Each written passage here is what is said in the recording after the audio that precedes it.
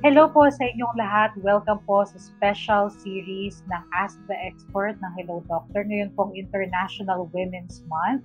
Siyempre, pag-uusapan po natin ang issues na kinakaharap ng mga kababaihan, lalo na sa kanilang mental health, na importanteng pag-usapan, hindi lang tuwing International Women's Day, which is on March 8, pero actually kung pwedeng araw-araw tong conversation. And syempre po, hindi po magiging kumpleto ang ating International Women's Day celebration sa Hello Doctor kung wala po ang aming favorite na mental health champion. Wala pong iba kundi si Doc Joan Rifareal. Hi, Doc Joan! Hello Kai, and sa lahat po, happy International Women's Month sa lahat. And here sa Philippines, of course, National Women's Month this month of March. Hello sa lahat po. Thank you for having me, Kai. Thank you. Of course, Doc Joan. When we thought of doing this series, we couldn't think of anyone else but you. Like, it was a unanimous, your name was out of everyone's mouths, no? Doc Joan, before we start with our topic, why do you think it's important for us to talk about mental health in relation to women? Oh, of course. Very important and relevant, lalo na sa ating celebration this month of International Women's Month. We know na talagang in our community, sobrang laki ng roles na ginagampanan ng mga females. Na? So, we always take into consideration na ang dami, especially during this time of pandemic, ang females, in fact, are taking on multiple roles, multiple tasks, at talagang kailangan pagtuunan din natin ng pansin, yung overall health and well-being ng mga kababaihan. Especially yung mga nagte-take on ng multiple roles, at alam natin na mas affected ang females. Studies have shown na mas affected ang females during this time of pandemic, especially because of mga, again, from the roles and mga cuts na sa mga jobs natin or sa mga trabaho. So may mga nagkakaroon din ng mga concerns about mga relationships.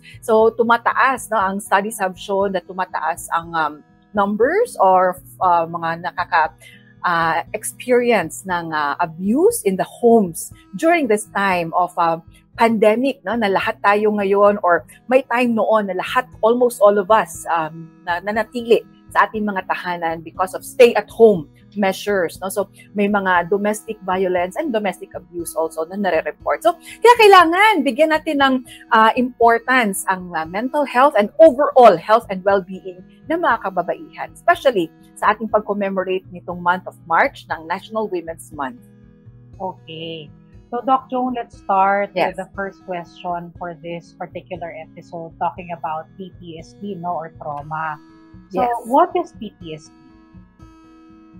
Yes, ang PTSD, ang ibig sabihin po nito is post-traumatic stress disorder. Meaning, from the term itself, ito yung mga stress-related reactions, secondary, or pag nakakaranas ang isang individual ng something na traumatic. Traumatic meaning meron siyang impact sa life, it's something life-threatening, merong impact sa security, safety ng isang individual. Kaya kung merong impact kasi na gano'n, parang naapektuhan ang safety, security ng isang individual, siguro dahil sa halimbawa lang po na pang-aabuso, be it may mga sexual assault, abuse, for example, especially during for women. So it can be very traumatic. So parang itong PTSD ay mga reactions because of the stress from the trauma. Again, ang trauma po na sinasabi natin dito ay life-threatening. Usually, ang mga forms ng trauma kasi, merong tinatawag na mga trauma from calamities, bagyo, typhoon, meron din mga accidents. But studies have shown na mas matindi ang impact ng trauma from mga interpersonal na experiences or events, experiences like abuse, rape, trauma sa personhood, sa pagkatao ng isang individual. So yun po yung PTSD. At again, ito po ay karaniwan po na nararanasan natin pag after exposure to a life-threatening event, pag tayo mismo as individuals ang na-expose, or pag meron tayong narinig na may dumaan sa ganong traumatic experience. So parang nakakaranas din tayo ng trauma dahil sa ating mga nalaman or narinig, or pag tayo naman po ay na-witness natin ang isang accident na halimbawa pangyayari in front of us. No? So be it us, ourselves, who experienced it, or we heard about it, or we witnessed it happening to someone.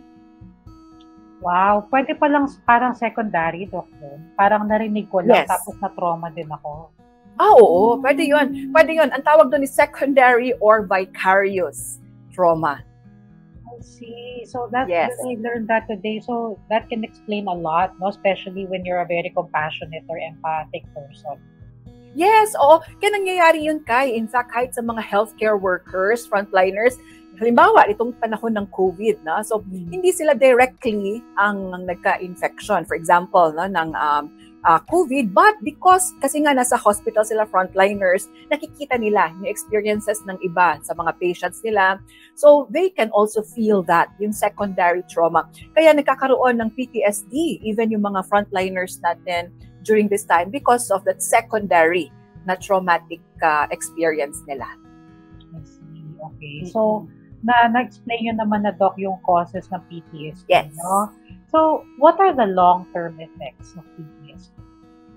Yeah, pag ang PTSD kasi, it's a trauma and stress-related na problem. So kung hindi po ito naagapan kaagad or hindi siya na-assess ng maayos at hindi nabigyan kaagad ng therapy or treatment, pwedeng mag-develop into other forms of mental health concerns. So, pwede siyang mag-progress. So it can lead to symptoms of anxiety. Ito yung mga pangamba, takot, excessive worrying. Kasi again, there is a threat to one's safety and security. So, pwede mag-develop also ng symptoms of depression, pagkalungkot.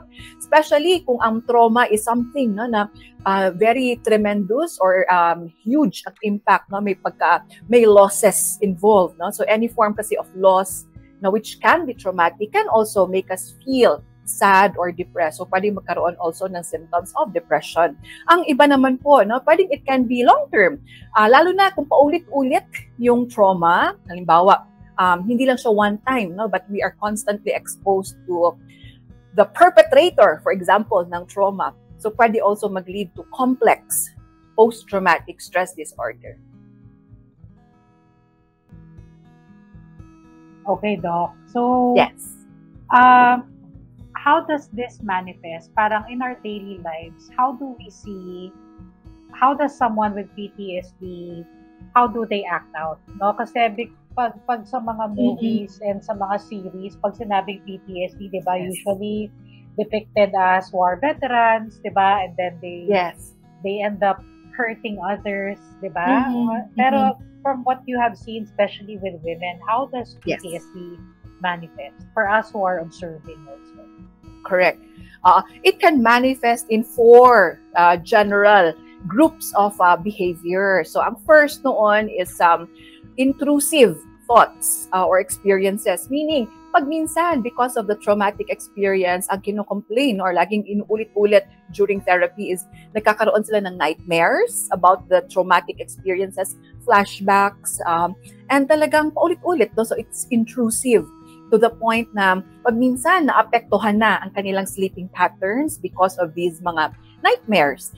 Another group of symptoms is yung hypervigilance. Ito yung parang nagiging very vigilant na parang konting sound na na-associate nila with a traumatic experience, na konting kalabog or parang bang. Parang nagiging jumpy kaagad, no? So it's a form also of parang no, yung nagiging anxious, no? Kaya sila parang on the edge lagi silang naglo-look out, no, on the lookout for possible dangers. So isa yon. Another is dysregulation sa kanilang mood. Ito yung sinasabi mo kay Nakay na sometimes they feel agitated, irritable, mabilis silang mawalan ng patience, madaling uminit ang kanilang ulo. So it can also manifest in terms of yung mga mood changes or dysregulation. And lastly, avoidance symptoms. For example, kung itong place na to, dito nangyari ang traumatic experience nila, ina-avoid yon. Kasi again, parang may takot no? Pagbabalik ka doon sa situation na yon, sa place na yon, or even talking about that place kung saan naganap or this person, bumabalik lahat ng mga emotions from that traumatic experience. So, ina-avoid nilang pag-usapan, ina-avoid nilang balikan yung mga places as much as they can. So those are the 4 groups of symptoms or behaviors. Thank you, Doc Joan. So now we have a better understanding of PTSD.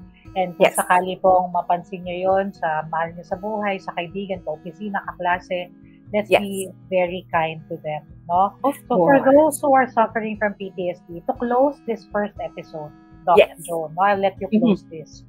Let's close it, end it with the practical tips on how a woman suffering from PTSD can overcome and manage. No, I'm sure there is something out. Diba? Okay, and it's very important. Correct, Kai.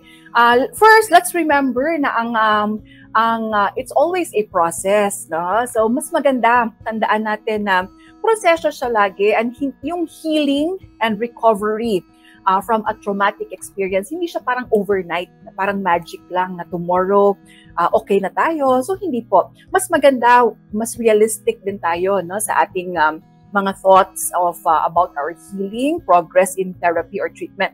Proseso po siya, at mas maganda sa proseso po na to towards healing and recovery. Ang tawag namin lagi dito is transforming from victims to survivors. We survive a traumatic event. Sa prosesong ito, from transforming an individual from a victim to survivor state, mas maganda malakas ang ating social support system. Tandaan natin na mas maganda meron tayong nakakausap, someone na we trust, para bumabalik, no? Kahit slowly, again, it's a process. Yung that feeling na we are safe, meron tayong mapagsasabihan ng ating mga thoughts, feelings about the experience, and through that, telling and retelling is very important. Proseso din po kasi yon, and it can help sa process. Pag tayo ay inuulit-ulit natin, no? We tell and then retell. Ulit-ulit lang to someone na we trust, no? Kasi mas sa ating pag-uusap, sa ating pag-communicate ng ating feelings and thoughts about the traumatic experience, nagkakaroon din tayo ng way of expressing our emotions. Nagpo-provide din ito ng a brighter or a wider perspective, pananaw, or sometimes also nakakatulong kasi while we tell and retell, napapaiyak tayo, napapaluha. So it's also a nice way of expressing everything. Mas maganda, wag natin siyang i-bottle in, no? I-bottle up ang ating feelings. Mas maganda i-express natin. Ayaw po natin na yung parang nandito lang siya sa loob at baka lang po, no, na it may manifest into something na unhealthy na behavior later on. Pag ito ay ating i-deny at hindi natin ito napoproseso ng maayos with a loved one or with our family and friends. So make sure that you are safe always. Also, safety is the priority. Kung mas maganda, kung tingin natin na kaya natin i-avoid yung situation na yon, especially kung may perpetrator, mas maganda avoid natin to keep ourselves safe always. And make sure again na process siya. Do not feel or do not blame yourself sa kung ano man ang nangyari. Kasi again, it's never your fault. At tatandaan natin na help is always available for experiences like this.